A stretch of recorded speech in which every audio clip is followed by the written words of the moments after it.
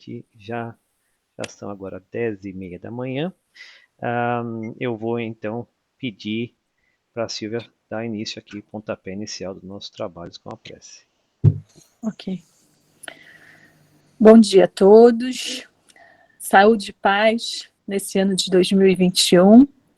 E a família Sunrise agradece a presença de cada um que participa dos nossos trabalhos e estudos e que em 2021 estejamos ainda mais sintonizados com a espiritualidade superior para o trabalho no bem e a busca do autoconhecimento através dos nossos estudos.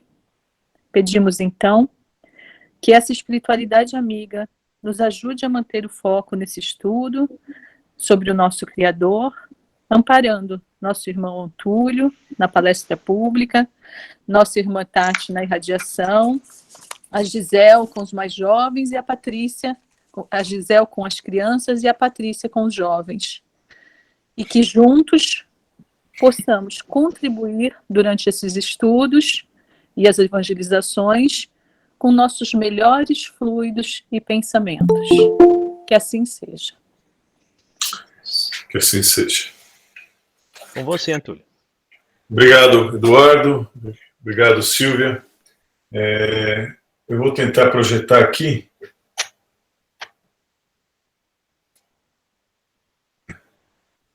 Vamos ver.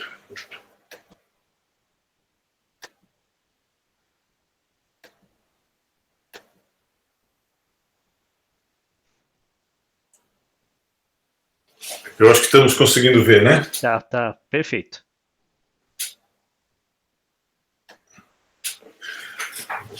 Bom, queridos amigos, novamente, um bom ano, que o ano de 2021 seja de plenas realizações e saúde para todos nós, que a luz do Mestre possa nos envolver agora e sempre.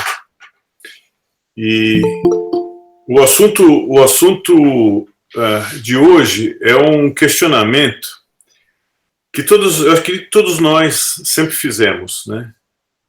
Eu estudei em escola católica e quando eu era criança, e tinha aquela representação de Deus, foi uma coisa que me foi ensinada. E a representação de Deus não era uma figura humana, era um símbolo que sempre estava acima de tudo. A gente aprendia a fazer os desenhos desde o jardim da infância com aquele símbolo que envolvia tudo. E depois a gente vai crescendo, a gente vai tendo um pouco mais assim de sentimento crítico, de questionamento, começava a olhar em volta, olhava o mundo, começa a entender o universo, o que existe além da Terra, o que existia além da minha casa, do meu bairro, da minha cidade. E a gente perguntava, né? Eu perguntava, né? Para que isso tudo? De onde vem isso tudo, né? Por que isso? Aquelas perguntas essenciais, né? Quem somos? De onde viemos? Para onde vamos? Para muitos de nós, a resposta está em Deus. Seja lá qual seja a definição de Deus. Para alguns de nós, não. Mas será que nós todos vemos Deus da mesma forma?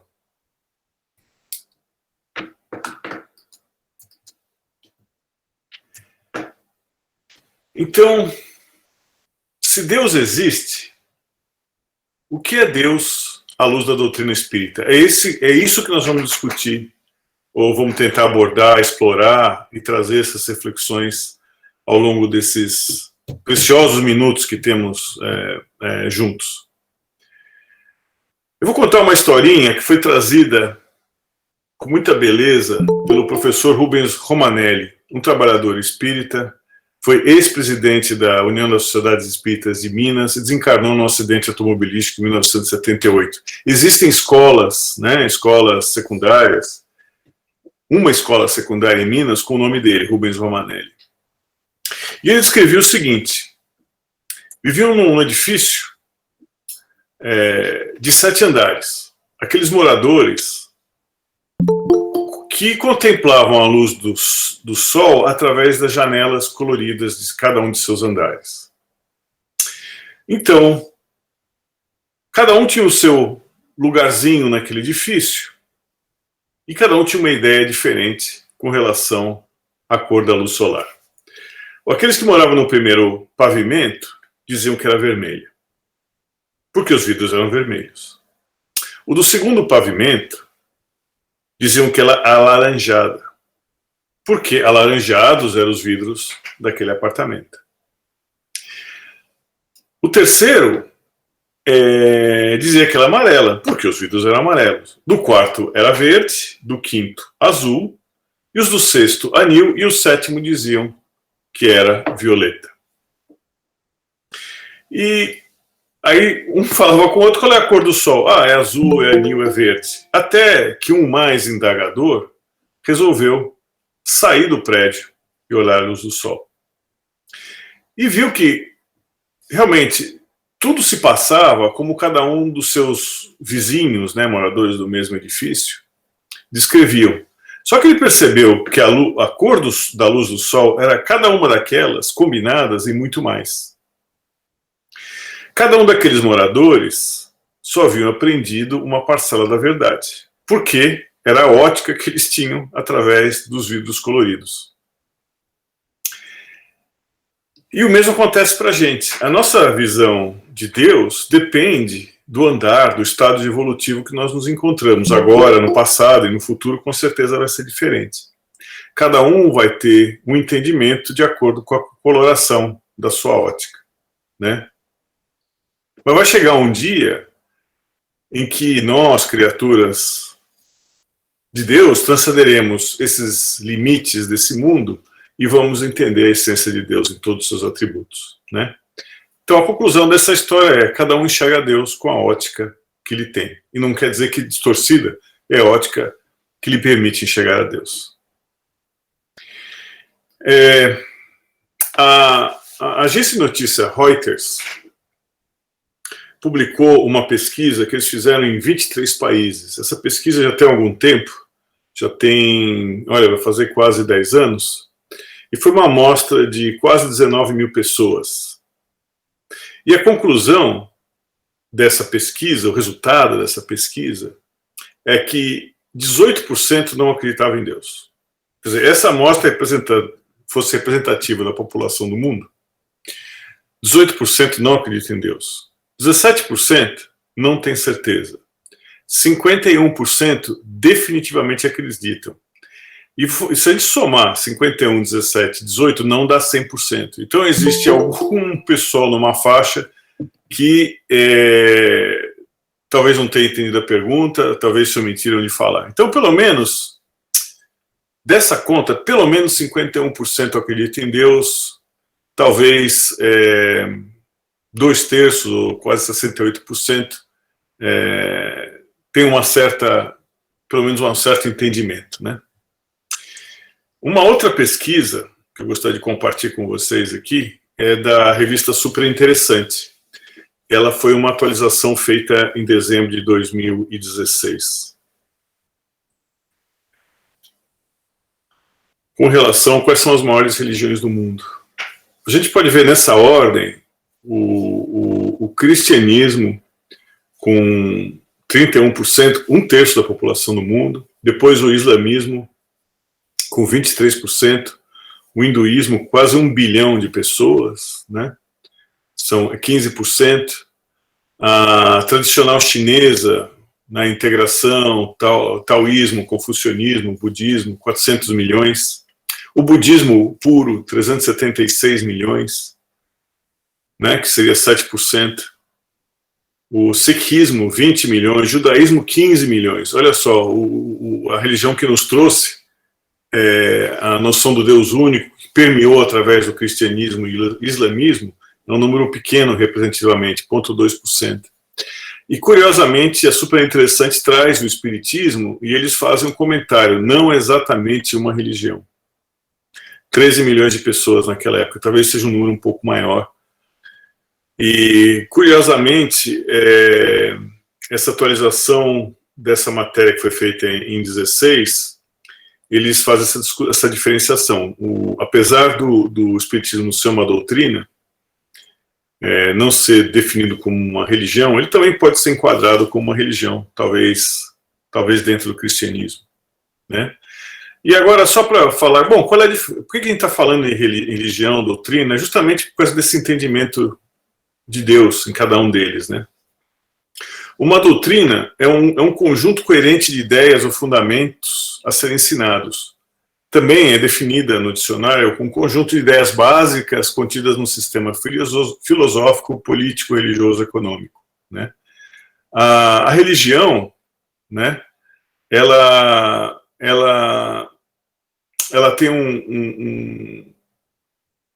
um sentido que existem forças superiores sobrenaturais, sendo essas responsáveis pela criação do universo. Olha só, crença que essas forças naturais regem o destino das pessoas, comportamento intelectual, né? Então, uma reunião de princípios e crenças e rituais particulares em um grupo social, né?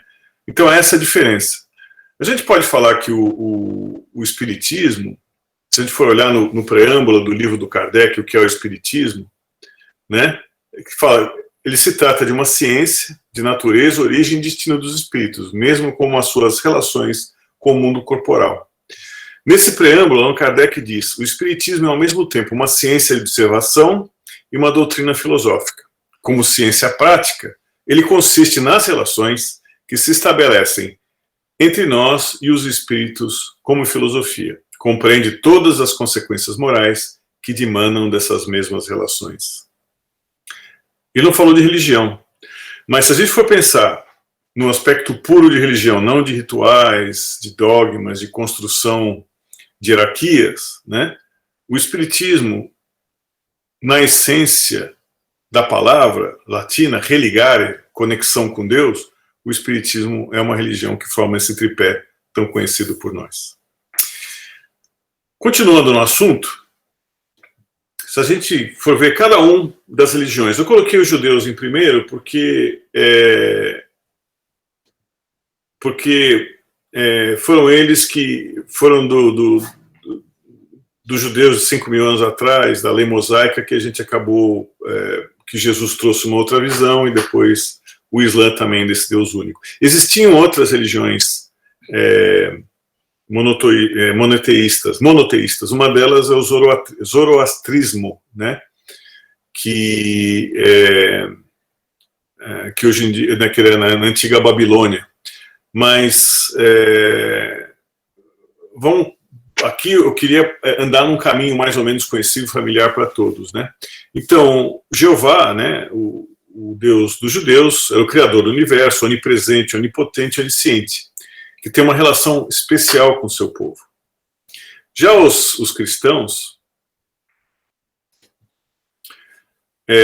também um Deus eterno criador, é um Deus amoroso que relaciona com as pessoas nessa própria vida. Como lembrou o nosso amigo Demétrios, é um Deus misericordioso e que perdoa. O Deus dos judeus era um pouco severo nesse aspecto, né, regulador, implementador, talvez pela necessidade do povo naquela época. Os muçulmanos também, nessa linha, definiam Alá como todo poderoso, criador do universo, tudo que acontece é desejo de Alá, o bem e o mal. Nos hindus não tem uma criatura, existe uma trindade no hinduísmo, né, o Trimurti, Brahma, o criador, Vishnu, o preservador, e Shiva, o destruidor. Mas assim uma miríade, muitos outros deuses representando paixões, fenômenos.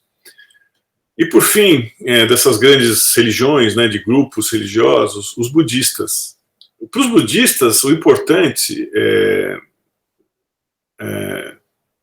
na verdade, é alcançar a iluminação, alcançar o crescimento através da meditação, alcançar o nirvana, que é esse estado puro. Os budistas, eles não são ateístas, eles são não teístas. Para eles, Deus não faz muita diferença. E, obviamente, a gente buscando, pesquisando, tem várias fontes, né?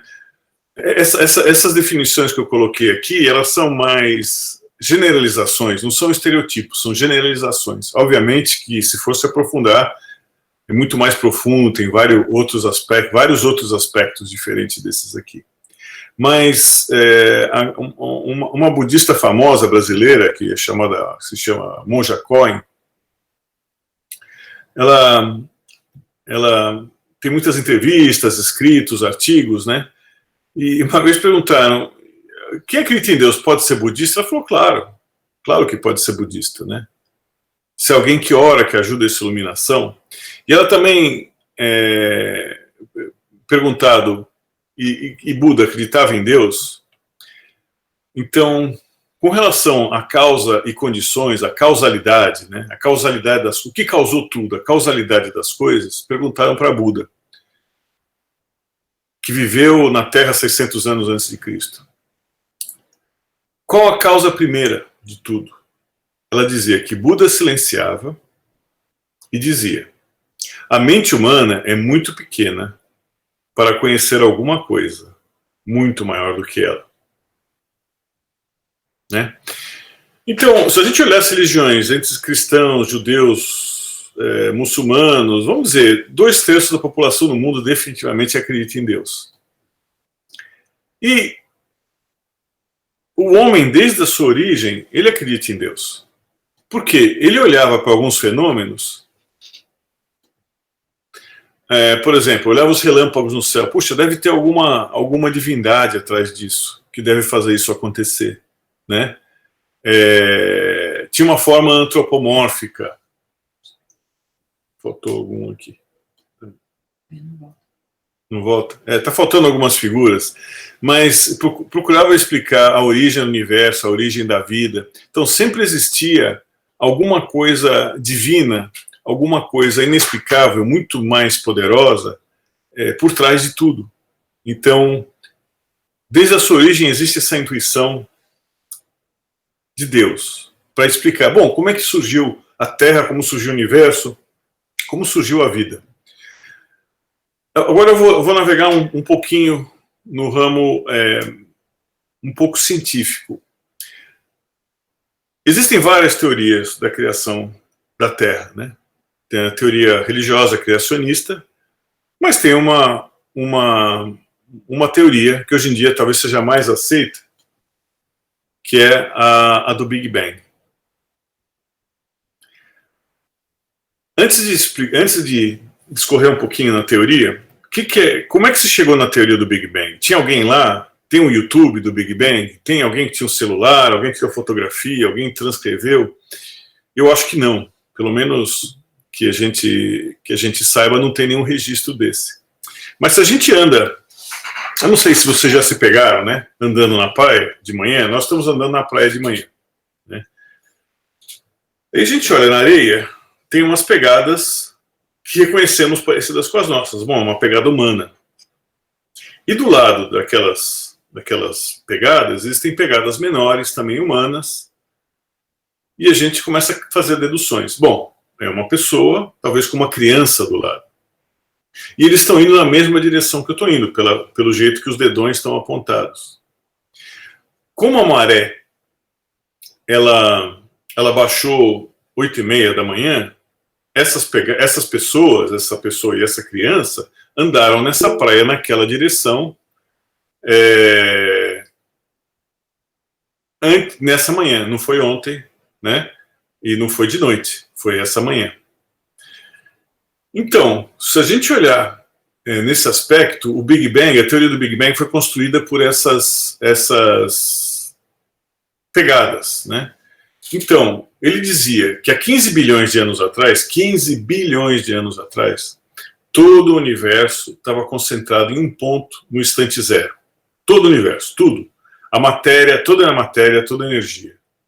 Na verdade, até o espaço estava concentrado nesse ponto. Olha só que doido. Tudo. Não é que o universo foi preenchido com matéria. O universo não existia antes. E houve uma expansão que não necessariamente era a gente fala que é uma explosão, mas essa matéria foi jogada, foi espalhada no universo. Isso tudo, essa teoria, quem trouxe primeiro foi um cosmologista belga, chamado Georges Lemaitre, um padre católico, e depois essa teoria foi trazida algumas evidências por Hubble. Então essa teoria chama-se Hubble-Lemaitre, do Big Bang. Agora acontece o seguinte, a teoria muita coisa que a gente vê, as pegadas, o que é? Radiação de baixa energia, aquele eco cósmico que é falado, os núcleos de hélio, as galáxias se afastando constantemente, tudo isso indica que houve o Big Bang. Então, é uma forma de entender como foi criado o universo. Mas antes disso, não se explica o que acontecia antes desse instante zero. O que aconteceu? E que causou o Big Bang? Né? Olha só, então a gente tem uma teoria para explicar como aconteceu, e eu até acredito que aconteceu assim. Mas o que causou o Big Bang? Então, por que a gente pensar, por que não Deus? Né? A causa primária. Não o Deus, o velhinho barbudo, né?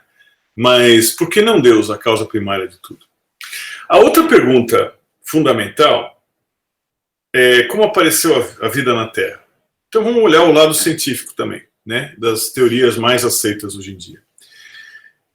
Em 1920, um cientista russo chamado Alexander Oparin e J. Haldane, também paralelo, mas não juntos, eles não trabalharam conjuntamente, ele falou, olha, na época da criação, na época da Terra, que a Terra estava se formando, tinha amônia, tinha água, tinha metano, tinha hidrogênio. E com aquela atmosfera conturbada, com raios, com temperatura, com ebulição, foram se formando, esses elementos foram se combinando e se formando os aminoácidos. Esses aminoácidos formavam uma sopa primordial que cobria a Terra. Ora, a gente sabe que os aminoácidos são os bloquinhos de construção das proteínas mais sofisticadas, o RNA e o DNA. Né? São os legos que constroem essas proteínas que são a base da vida. Em 53, chamada experiência de Miller, né? Miller e Urey, eles fizeram um experimento de laboratório, que a gente vê aqui o experimento, em que eles reproduziram a atmosfera da Terra com aqueles elementos, e eles constataram, né, que realmente havia formação de aminoácidos. Você coloca esses elementos sob aquelas condições que eles disseram que eram as condições de formação da Terra. Mas daí eles não conseguiram explicar, eles conseguiram explicar a criação da sopa primordial dos aminoácidos, mas não conseguiram explicar como elas pularam de aminoácidos, se combinaram em moléculas mais sofisticadas. Né? Então tem várias teorias que eu citei aqui, os genes primordiais, o metabolismo primordial.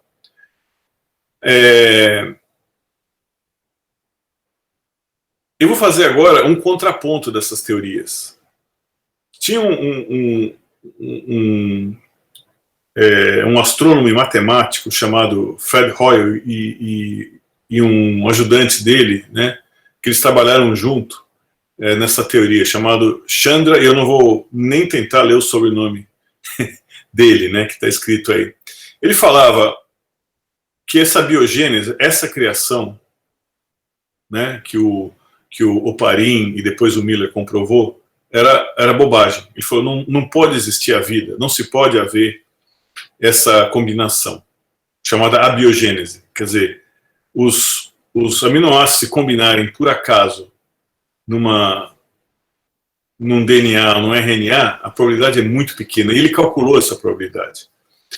Probabilidade de 1 em 10 elevado a 40 mil. Vamos pegar assim, 1000 é 1 com 3 zeros. 1 milhão é 1 com 6 zeros do lado direito. 1 bilhão é 1 com 9 zeros. Esse número é 1 com 40 mil zeros. Eu nem sei falar que número é esse. Agora imagina essa probabilidade acontecer. Ele falava que você tem esse número, né, com 40 mil zeros, né, de bolinhas azuis e uma só vermelha. A probabilidade de acontecer é você colocar a mão nesse recipiente imenso com essas bolinhas e pegar justamente a bolinha vermelha.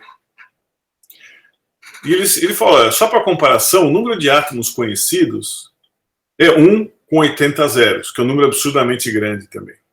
Então, o que o Hoyle nos falou, e ele era ateu. Hoyle era ateu, e ele falou, a vida não foi criada na Terra. A Terra foi trazida, a teoria da panspermia, foi criada em algum lugar no espaço e trazida para a Terra. Olha, quem sou eu para discutir? Eu nunca calculei, não sei como ele calculou essa probabilidade, mas ele só transferiu o problema. A vida foi criada em algum lugar. Se não foi criada na Terra, foi criada em outro lugar. É uma possibilidade, porque tem meteoros que se identificou proteínas nesses meteoros, né? Indicações. Então, uma coisa interessante que o Royal falou, quer dizer, ele falou, isso não foi por acaso, né? Ele falou, isso não foi por acaso. E ele fez um comentário muito interessante, que ele falou sobre a criação da vida por acaso. Se alguém proceder diretamente nesse assunto, sem ser distraído pelo medo de incorrer em opinião científica, chega na conclusão do que esses biomateriais, que seriam as proteínas, e a fantástica medida de ordem, de organização que eles têm, deve ter sido de um desenho inteligente. Não existe outra possibilidade que eu pensei. Quer dizer, mas ele era ateu, ele não acreditava em Deus, mas ele acreditava que existia um desenho inteligente por trás da criação da proteína. Se a gente olhar no livro A Caminho da Luz, que é um livro fantástico, ditado por Emmanuel para Chico Xavier em 1938, e olha, eu vou pedir uma licença, porque Emmanuel não dá para reinterpretar, eu tenho que ler. Eu tenho realmente que ler, porque ele consegue colocar tantas ideias de uma forma tão clara, de forma tão sucinta, que é difícil reinterpretar. Primeiro que ele falava o verbo do princípio, a vontade de Deus, né? Na introdução ele fala assim: nossos pobres olhos não devem divisar particularidades nesse deslumbramento, mas sabemos que o fio da luz e da vida está em suas mãos. É Ele, com letra maiúscula, Deus, quem sustenta todos os elementos ativos e passivos da existência planetária. No seu coração augusto e misericordioso está o verbo do princípio, verbo com V maiúsculo. Um sopro de sua vontade pode renovar todas as coisas, e um gesto seu pode transformar a fisionomia de todos os horizontes terrestres. Nesse livro a gente vai ver que a descrição dele é que ele não nega das formas que foram criadas teorias. Quer dizer, Miller não tinha comprovado, mas Oparin já tinha trazido a teoria da formação dos aminoácidos.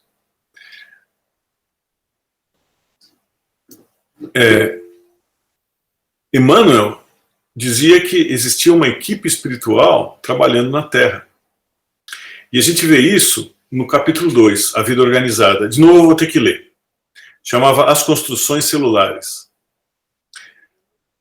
E Emmanuel fala assim: sob a orientação misericordiosa e sábia do Cristo, laboravam na Terra numerosas assembleias de operários espirituais.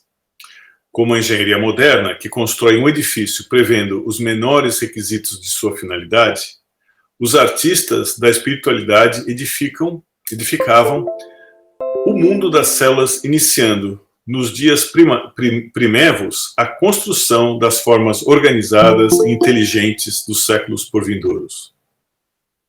Quer dizer, lembra que o Fred Hoyle falou, olha, tem que ser inteligente? Aqui Emmanuel nos traz, e Hoyle faleceu em 66. Esse livro foi escrito em 38. Emmanuel nos diz que nesse livro existiam formas inteligentes, espíritos por trás, evoluídos por trás da formação das células. Seguindo, essa é bem, bem interessante. Vocês lembram que a gente falou lá de Oparin, da sopra primordial? Muito bom. Capítulo 2 ainda do livro, Os Primeiros Habitantes da Terra. Dizíamos que uma camada de matéria gelatinosa envolvera o orbe terrestre em seus mais íntimos contornos. Essa matéria amorfa e viscosa era o celeiro sagrado das sementes da vida. Aqui ele cita o protoplasma. Eu vou fazer um parênteses aqui. Para a gente que lembra da biologia, o protoplasma é tudo aquilo que está dentro da membrana celular. Eu não sei se ele usou nesse sentido, mas até pode ser nesse sentido. E segue Emmanuel. O protoplasma foi o embrião de todas as organizações do globo terrestre. Sopa primordial, o protoplasma. Eu não estou dizendo que é isso que se explica, mas é fácil fazer um paralelo, né? E se essa matéria sem forma definida cobria a crosta solidificada do planeta, em breve a condensação da massa dava origem ao surgimento do núcleo, iniciando-se as primeiras manifestações dos seres vivos. Então, a gente sabe a teoria evolucionista, os unicelulares foram desenvolvendo os diversos reinos até chegarem nos homens. E aí, os antepassados da humanidade, segundo descrevia Emmanuel nesse mesmo livro, de lombos, braços cabeludos e alongados, né, que caminhavam pela Terra, eles vão ter uma ajuda de crescimento, e ele mesmo cita no livro Os Exilados de Capela. Eu não vou citar aqui, porque dia 24 de janeiro, a Andréia Marshall Neto, vai nos trazer esse assunto e vai explorar com bastante detalhe. Então, aguardemos. Então, a gente pode ver que na teoria espírita não nega, na doutrina espírita, não nega a presença de Deus, dos seus mensageiros, né, dos espíritos evoluídos, por trás de potenciais teorias evolucionistas, né? Então, existe um paralelo, não estou dizendo que um explica o outro, pelo amor de Deus, mas existe um paralelo que é aceitável para nós entender Deus como a causa primordial de tudo, e que isso se desenvolveu como nós vamos descobrindo a pouco a pouco. E por que buscamos a crença em Deus? Né? Como a gente falou, nós queremos saber a fonte e a causa da lei da vida.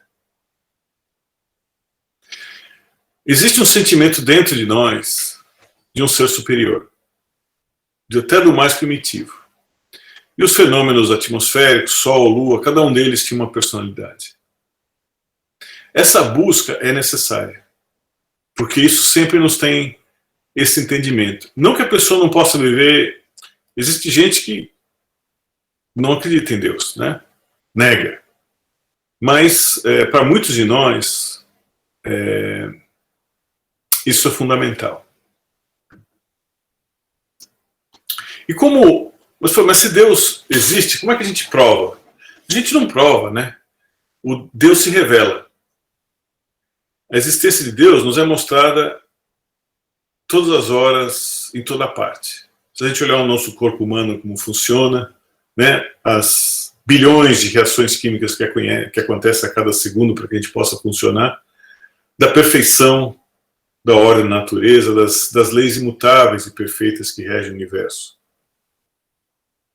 Isso tudo como funciona, que Deus se revela.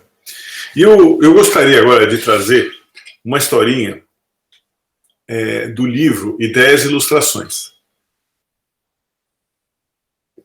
A autora espiritual é Meimei.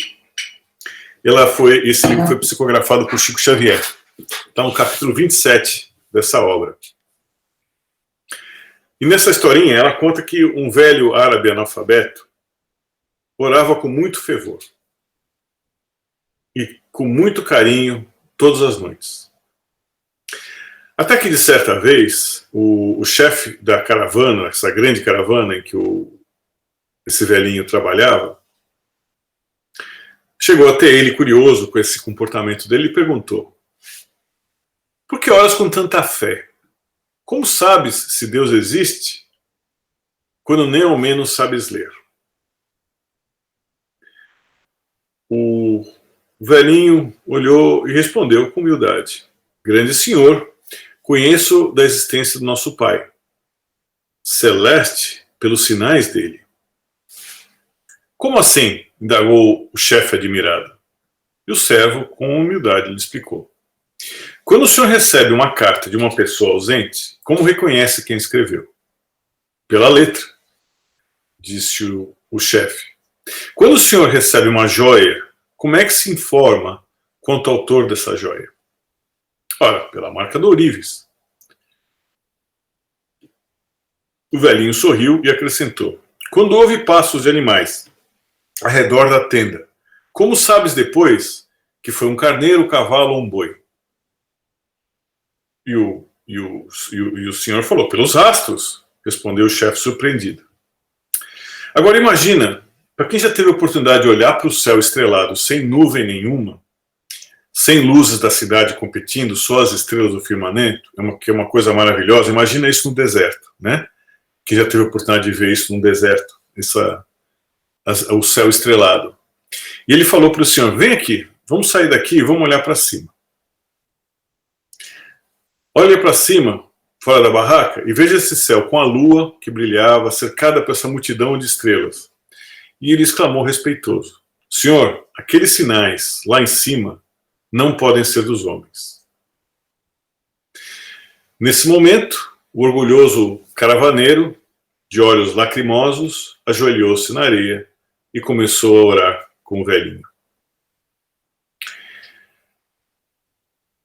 Olha, o velhinho, ele não foi pela religião, não foi pelo sentimento, ele apelou ao dono pela razão, ao dono da caravana pela razão.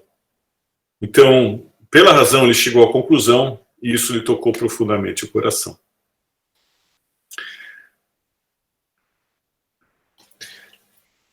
Curiosamente, tem um personagem que nós todos conhecemos, Albert Einstein. Ele escreveu um artigo, um ensaio, na verdade, chamado Religião e Ciência, que o New York Times foi publicado em 1939. E ele elaborou a ideia de 3 estágios de desenvolvimento da religião. Para Einstein, a religião estava intimamente ligada com a crença em Deus. Curiosamente, a primeira parte desse ensaio, como eu disse, foi publicada na revista Times em 1939. Mas a segunda parte ele fez como uma contribuição para um simpósio que aconteceu em Nova York, em 1941, 2 anos depois, e que nesse simpósio se discutia como ciência, filosofia e religião, olha que curioso, não era um simpósio espírita, mas discutia como ciência, filosofia e religião tiveram um papel importante na democracia americana. E nesse artigo, segundo as próprias palavras de Einstein, ele dizia: a humanidade tem todas as razões para colocar os proclamadores de padrões da alta moral e valores acima das descobertas da verdade objetiva. O que a humanidade deve a personalidades como Buda, Moisés e Jesus estão, para mim, acima de tudo o que alcançou as inquisitivas mentes construtivas. Essa é uma grande ironia, porque Einstein foi conhecido por sua mente construtiva, né? Pela teoria da relatividade, né? Pelo seu trabalho com a luz. E ele fala, essas contribuições estão muito maiores do que isso tudo. E voltando ao artigo, então ele falou, o primeiro estágio era a religião do medo, né? O medo da fome, dos animais, da doença. Então precisamos adorar, precisamos apaziguar esse temperamento desse Deus aí, sacrifícios, formas primitivas de oração. Einstein, depois, ele descreve o segundo estágio.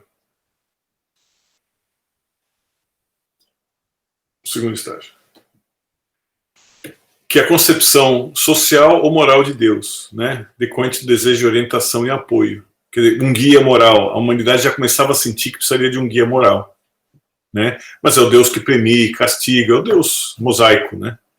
E o terceiro estágio, que ele chamou de sentimento religioso cósmico, que é um conceito muito difícil de elucidar para as pessoas que não têm esse sentimento, uma vez que ele não comporta com qualquer concepção antropomórfica de Deus. Quer dizer, transcendia tudo isso aí. Einstein ainda dizia que ciência sem religião é manca. E religião sem ciência é cega. Muito interessante, né? Bom, então nós já vimos vários aspectos, mas como é que é Deus? Vamos ver. Como seria Deus? Cada um, de novo, conforme na sua evolução. É esse velhinho de barba? Não. É aquele simpático ator, né, e talentoso ator Morgan Freeman, que a gente viu no começo? Talvez não. Né? Mas é um ser, primeiro, era um ser material e poderoso. Depois, vingativo, que precisava de prendas e sacrifícios. Depois, um bom Deus bom, mas severo que castiga. E, finalmente, bom compreensivo, que nos ama e nos oferece a oportunidade de refazer os nossos caminhos. Talvez, a gente sabe que, se a gente olhar o livro dos Espíritos, a gente sabe que Deus é imutável. Então, o que muda é a nossa compreensão de Deus, como nós o percebemos. E Deus à luz da doutrina espírita? A questão 1 já nos diz isso, do livro dos Espíritos. Deus é a inteligência suprema, causa primária de todas as coisas. Então, obviamente que não foi a primeira vez que isso foi escrito, foi no livro dos Espíritos, já vinha da antiguidade, mas essa foi adotada, de filosofia, né? Isso já foi adotado, né? Deus deixa de ser visto como um Deus antropomórfico, né? E tem um significado transcendente muito maior.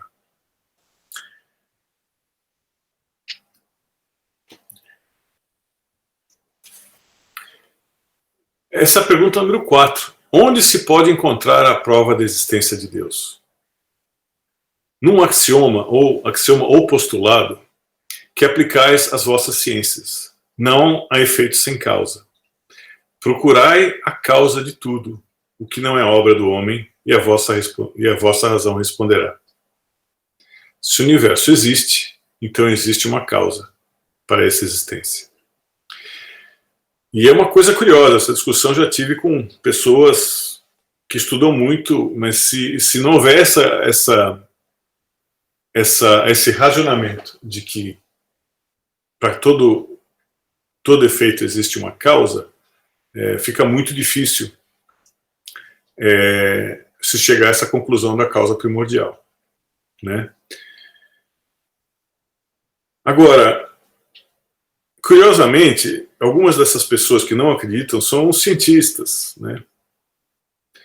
São pessoas que usam a ciência para usam a matemática, usam a física. Se a gente lembra, o axioma é também chamado de postulado, e na matemática tem vários postulados. Então, por exemplo, que por dois pontos distintos só passa uma em uma única reta. Retas paralelas não têm pontos em comum, elas vão até infinito sem ter pontos em comum. Isso alguém provou? Alguém viu? Não. Ninguém provou, ninguém viu. Mas baseado nesses postulados, nesses axiomas, nós vivemos em casas, como nós dizemos que sem o risco dessas casas desabarem. O homem foi até a Lua e voltou. Quantas coisas maravilhosas acontecem baseadas numa ciência que usa a matemática para explicar essa ciência, para modelar essa ciência, que foram baseadas em postulados. Então é tão intuitivo para a gente esse conceito lógico de axioma, que para cada causa tem um efeito, fica muito difícil da gente não, pelo menos, entender Deus como a causa primordial de tudo. E aí seguimos pela doutrina espírita, né? Falando sobre a existência de Deus. Né? Esse sentimento instintivo, essa crença que existe alguma coisa maior, muito maior do que tudo isso que regula, né? Que explica tudo isso que acontece à nossa volta. Isso é uma coisa íntima, tão forte, que a gente busca explicar a existência de Deus de alguma forma. Ou busca a existência de Deus de alguma forma, através de seus sinais, através do sentimento. Seguindo nessa linha,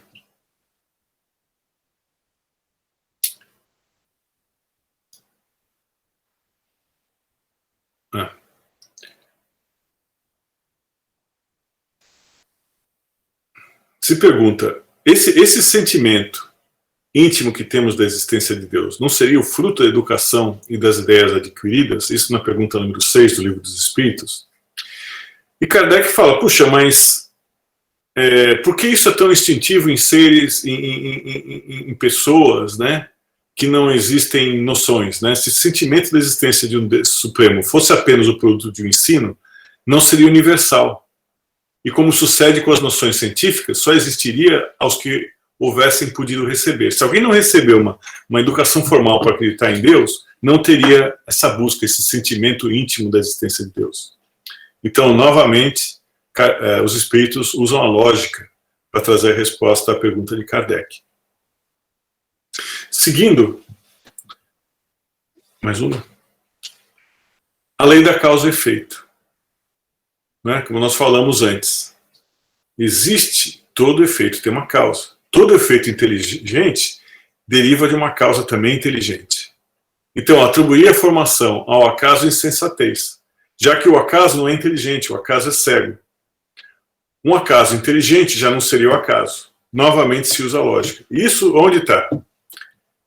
Isso está escrito, talvez não dê aqui, mas está escrito no pedestal da estátua de Kardec, no túmulo dele no cemitério Père Lachaise.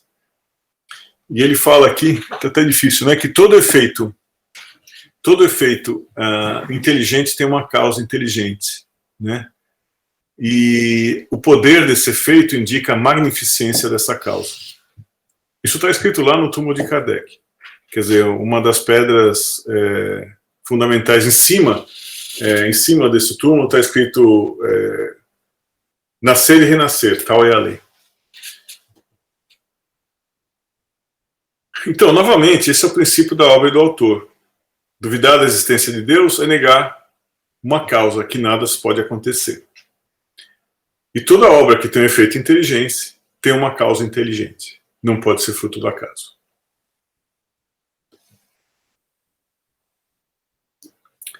Então, negar um ser superior é negar a obra da criação, negar a criação em si, que isso foi tudo acaso, omitir o evidente, alimentar o nosso orgulho, quer dizer, nós somos orgulhosos, né?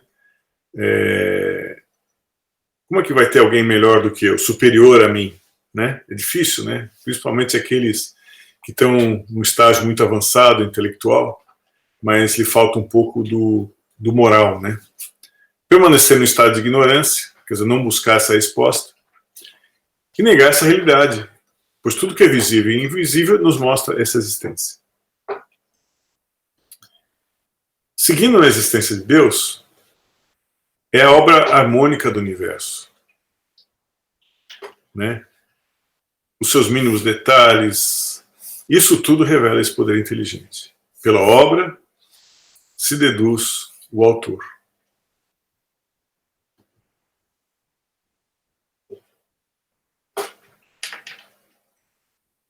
Olha só, essa aqui é a pergunta número 8. O que pensar da opinião que atribui a formação primeira de uma combinação fortuita da matéria, ou seja, o acaso, né? A harmonia que regula as forças do universo revela combinações e propósitos determinados, e por isso mesmo denota um poder inteligente. Atribuir a formação primeira ao acaso seria um contrassenso, pois o acaso é cego, não pode produzir os efeitos que a inteligência produz. Um acaso inteligente já não seria acaso. Né?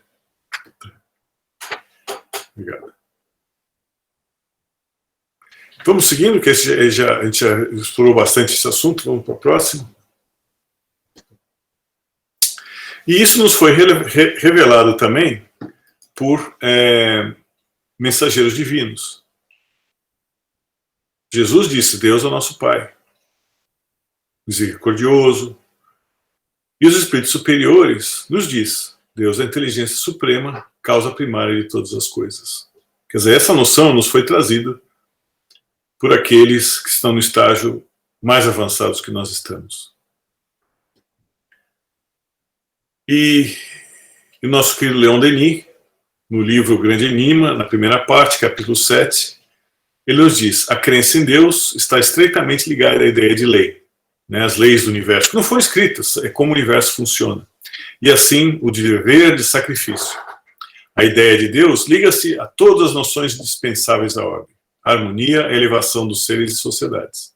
Então ele diz que as sociedades organizadas, evoluídas, elas têm como norte, né, Deus, de alguma forma. Seja lá qual for a religião. Né? Então, se a gente puder colocar um resumo pequeno aqui, a gente pode dizer que todo efeito inteligente tem que decorrer de uma causa inteligente, também na Gênesis 2, capítulo 2, artigo 3º. Deus não se mostra, mas se revela pelas suas obras. Também na Gênesis, capítulo 2, artigo 6. É uma crença instintiva e nos foi trazida por revelações e mensageiros divinos. Eu ainda tenho um tempinho, eu vou trazer mais uma história. E essa foi contada por Gerson Simões Monteiro, numa entrevista para a rádio do Rio de Janeiro. O Gerson escreveu 14 livros, ele foi presidente da União das Sociedades Espíritas do Rio por muito tempo. Muito estudioso, um contribuidor grande da doutrina. Esses 14 livros que ele escreveu, todos os direitos autorais foram doados. E ele conta uma história curiosa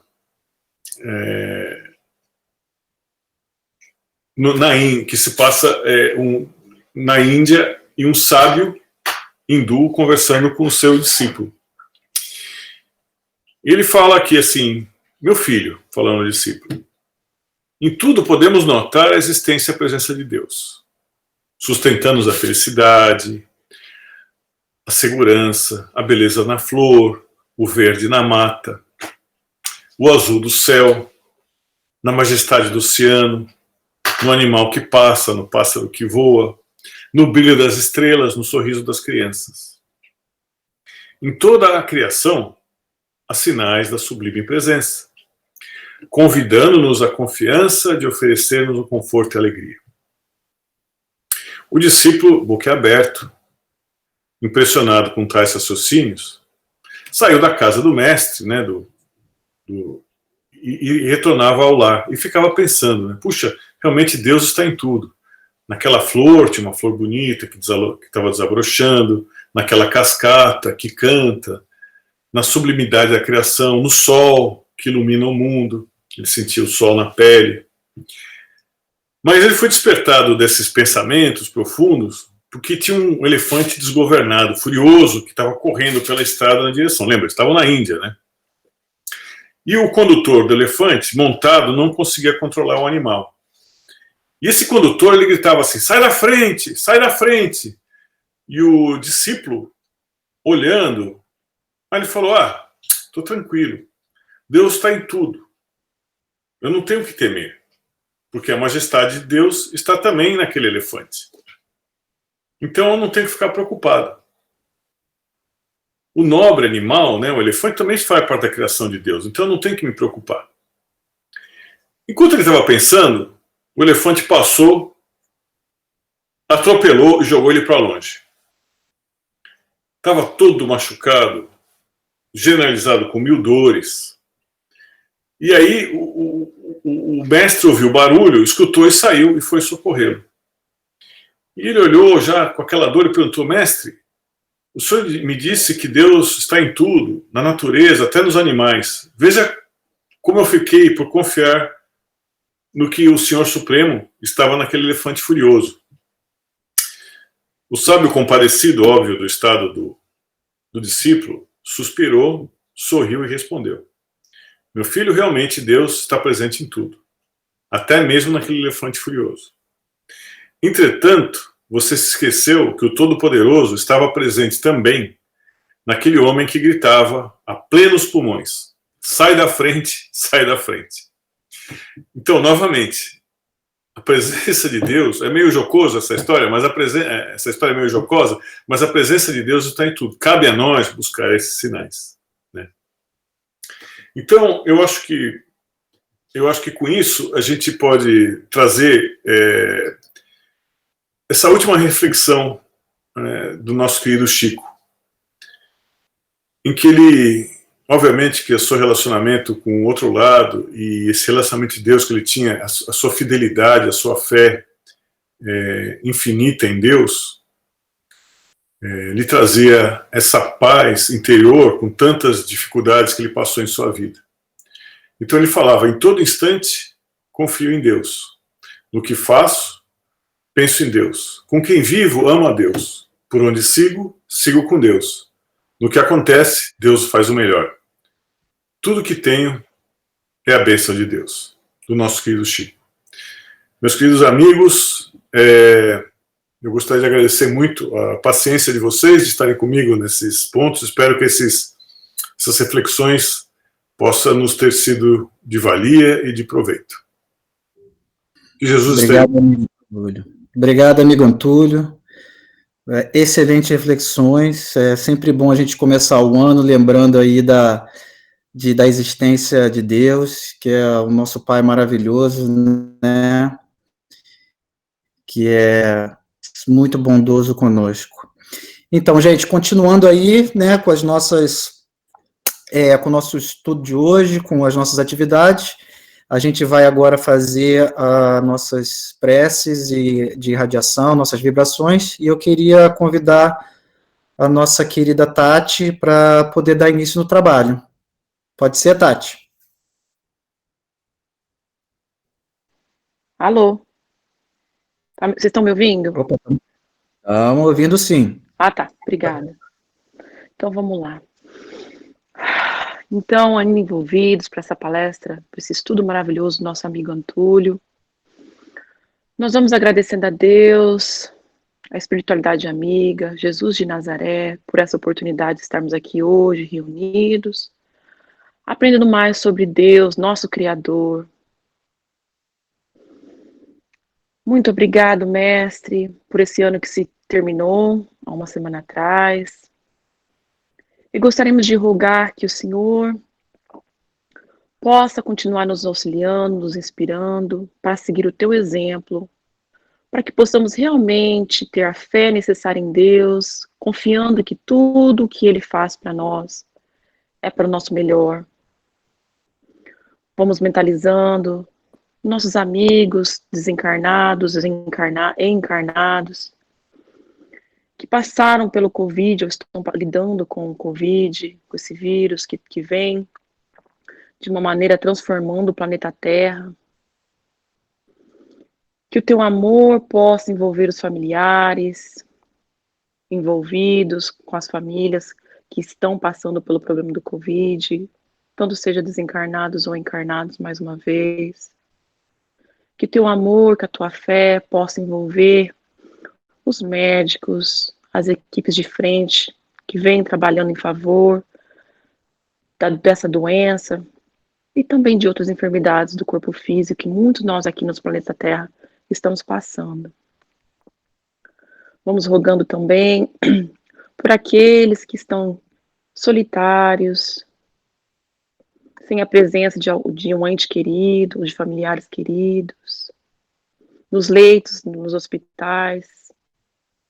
Que a espiritualidade amiga, os responsáveis por cada hospital, por cada centro, por onde eles estejam, os nossos amigos estejam, que eles possam ser fortalecidos e, mais uma vez, aguçando, fermentando a fé dentro de cada um deles. Rogamos também por todo o planeta Terra, por todos aqueles que se encontram na angústia, na aflição, na preocupação, talvez da perca de um trabalho, de como colocar um prato na mesa, a comida para a família na mesa, de como lidar com as obrigações aqui do planeta Terra. Que eles possam ser amparados pelo amor de nosso Mestre Jesus, espiritualidade amiga, e claro, por Deus. Rogamos também por todos aqueles que tomam decisões nos países, nas cidades, nos estados, que acometem e que fazem, tomam decisões em relação a toda a humanidade e as comunidades. Que o amor do nosso Pai possa envolvê-los. E que nós, mestre amigo, possamos ter paciência, tranquilidade em nossos corações e fé viva que tudo há de melhorar daquilo de acordo com o nosso merecimento. Muito obrigado pela chuva que cai aqui em Houston, Texas hoje, pelo frio, nos preparando pelo spring, pela primavera, que daqui a pouco está por aí, aquecendo e aflorando o nosso país e também, da mesma maneira, os nossos corações. Mais uma vez, agradecendo a espiritualidade amiga da equipe de Sunrise, que vem sempre nos auxiliando, nos confortando, nos iluminando. Dr. Bezerra de Menezes e sua equipe, a nossa mentora amiga, Sheila, da equipe do Sunrise, Euripides Barçanuf, e todos aqueles espíritos que vêm trabalhando na seara do bem, aqui na Terra, no mundo espiritual. Muito obrigado, mestre amigo, por mais esse ano que se inicia. E mais uma vez, que Deus possa nos fortalecer, possa mexer dentro de nós, o que nós possamos buscar, e ser fiéis a Ele com muita fé, que tudo tem um propósito, e que possamos dessa vez, mais uma vez, mais oportunidade dada, buscar o nosso melhor, espiritualmente e moralmente. Fique conosco, mestre amigo, e que assim seja. Que assim seja. Muito obrigado, Tati. E agora nós vamos passar para os nossos avisos finais. Espero que estejam me ouvindo.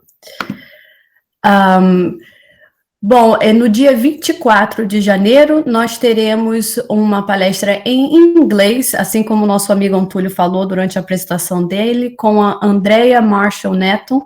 Ela será a nossa convidada e nós falaremos sobre os exilados de Capela. De novo, essa palestra será em inglês no dia 24.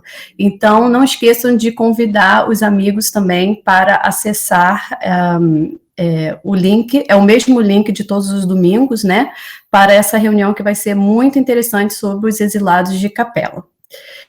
E como falamos também no início hoje, para aqueles que estão nos visitando de repente pela primeira vez, talvez não saibam, nós temos a evangelização infanto-juvenil, ao mesmo tempo que nós temos o nosso estudo aqui aos domingos dos adultos,